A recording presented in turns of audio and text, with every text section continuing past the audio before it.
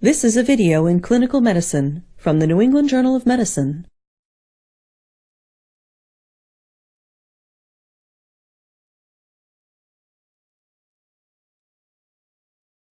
Emergency orotracheal intubation is indicated in any situation in which definitive control of the airway is needed. Specific indications include cardiac or respiratory arrest, failure to protect the airway from aspiration, inadequate oxygenation or ventilation, and impending or existing airway obstruction. Orotracheal intubation is also commonly performed as part of the care of the critically ill patient with multisystem disease or injuries, and to facilitate control of the airway during surgical procedures requiring general anesthesia. In emergent cases, such as cardiac arrest, airway management is of paramount importance, and there are very few contraindications to orotracheal intubation. Unstable cervical spine injury is not a contraindication, but intubation must be performed with strict inline stabilization of the cervical spine. If neuromuscular blocking agents or sedatives are used to facilitate intubation, the difficulty of intubation must be assessed and planned for before proceeding. This assessment is discussed in more detail in the accompanying written supplement. The presence of tumors, trauma, burns, edema, or infection of the pharyngeal or laryngeal soft tissues may distort airway anatomy, leading to difficult orotracheal intubation. When faced with a potentially difficult airway, consulting with an experienced intubator and preparing to use an alternative intubation technique are recommended. Begin by gathering the required equipment. You will need gloves, a protective face shield, and a working suction system, a laryngoscope with appropriate blade, an endotracheal tube with stylet, and a 10 milliliter syringe.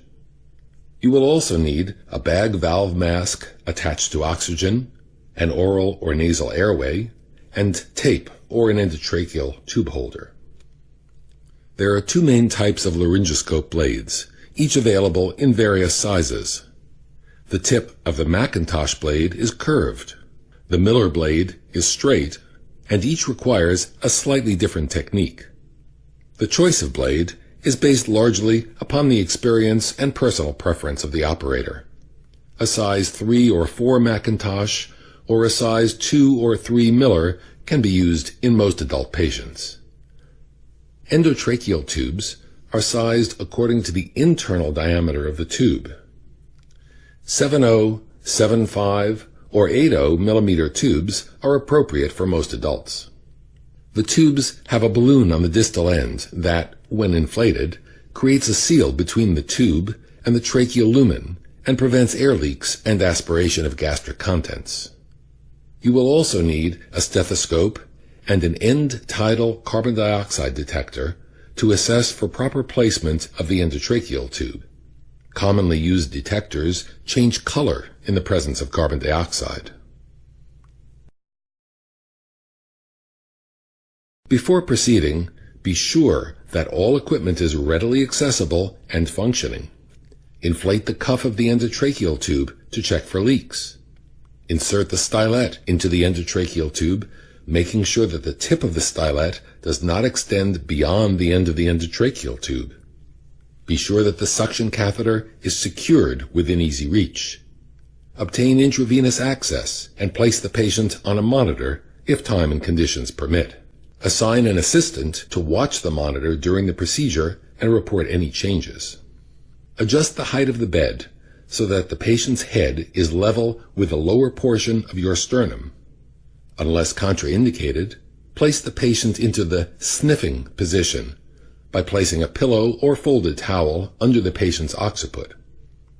This combination of flexion of the neck and extension of the head improves the alignment of the axes of the oral cavity, pharynx, and larynx, facilitating optimal visualization of the vocal cords.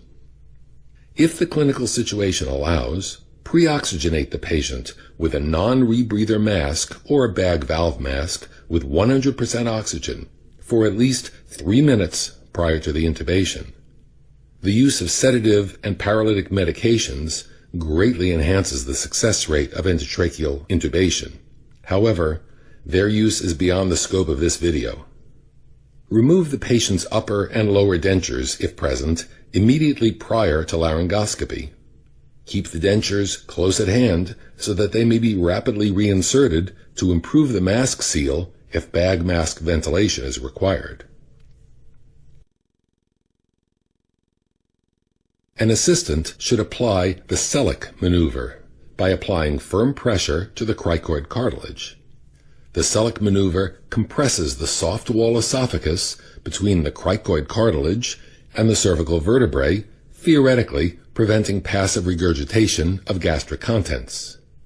Position your body so that your eyes are at a distance from the patient that facilitates binocular vision.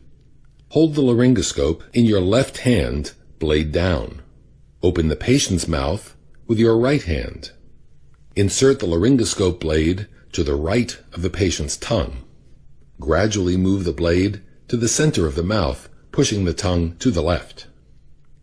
Visualize the epiglottis. Ideal placement of the laryngoscope blade depends on whether a curved or straight blade is used.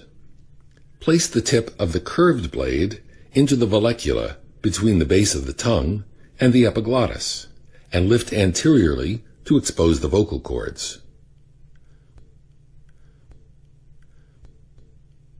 When using a straight blade, place the tip of the blade just past the epiglottis and lift anteriorly to expose the vocal cords.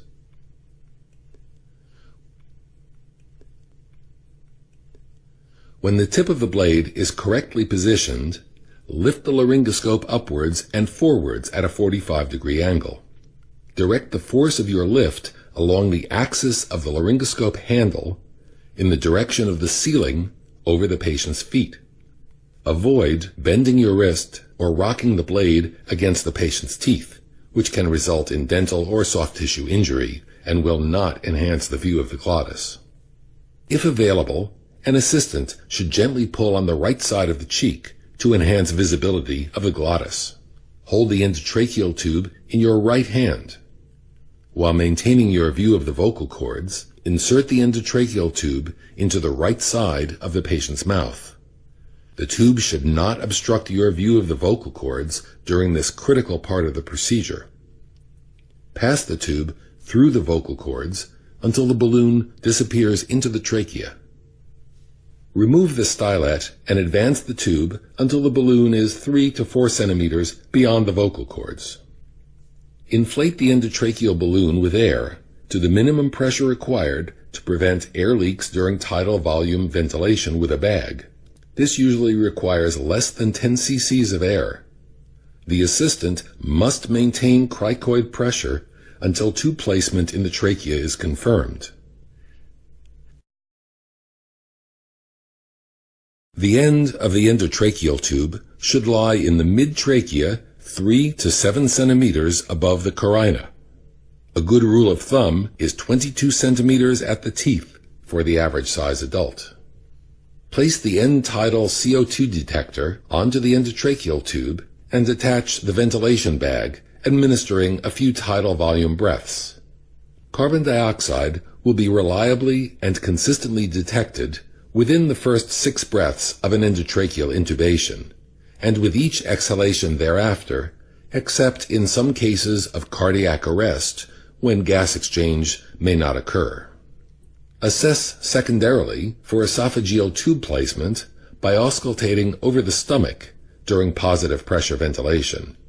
Auscultate both lungs in the mid-axillary line to assess for equal bilateral air movement.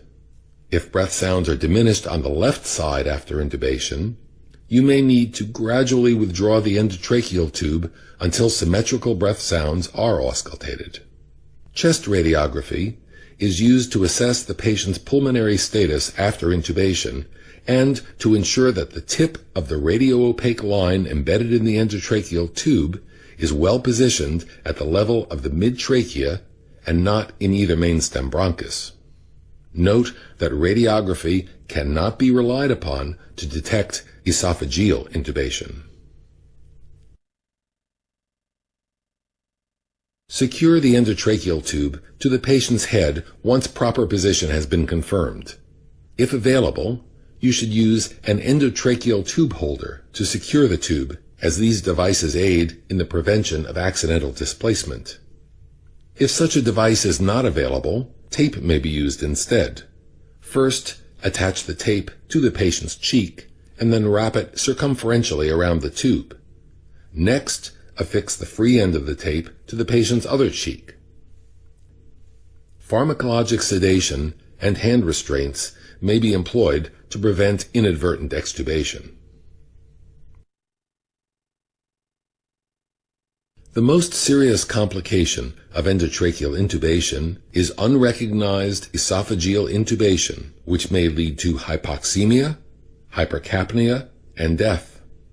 Laryngoscopy can provoke vomiting and aspiration of gastric contents, causing pneumonitis or pneumonia. Additional complications include bradycardia, laryngospasm, bronchospasm, and apnea due to pharyngeal stimulation. Trauma to teeth, lips, vocal cords, and exacerbation of cervical spine injuries can also occur.